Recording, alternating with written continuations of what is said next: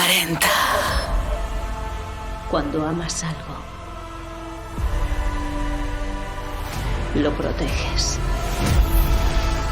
Hi, my name is David Garcia Maciejewski from LOS40 Spain. Pleased to meet you. How are you? Good, thank you. How are you? Marvel has made a lot of improvements in terms of equality and inclusiveness in their last movies, and Eternals is like the fulfillment of all those advances. We have deaf characters, Asian American, Afro-American, Latin American characters, everything.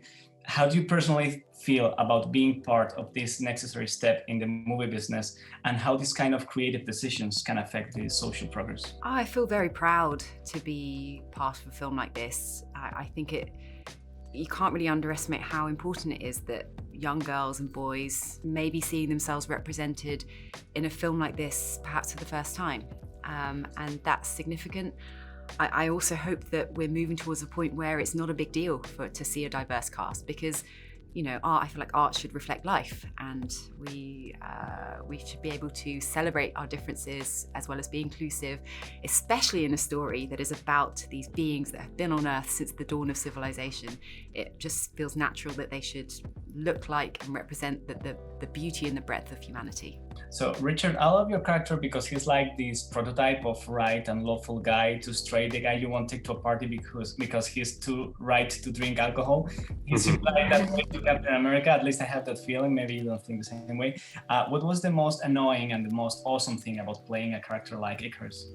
The most annoying thing is how much he covers everything up and how much he kind of holds down his emotions. And one of the most awesome things is how much emotion he has, that he's constantly wrestling with. That was what was joyous for me, is this soldier with his head screwed on, his very sense of duty. But I think on the other side of him there is a guy that goes out and parties all night, and I think it's nice to be able to see those two elements inside of him fighting each other as the film goes on.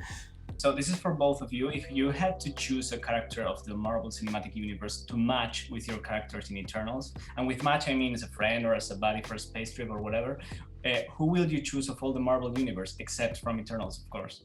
I would choose Valkyrie for Sersi. I would like Ikarus and Iron Man to hang out. They could fly around the place. I think they'd have a good time. It would be a great Avenger. I read this morning a very funny review of the movie that said that the Eternals are probably the most intense characters of the MCU. And I mean intense as they have this psychological projection. They are very deep. Some of them are very sad.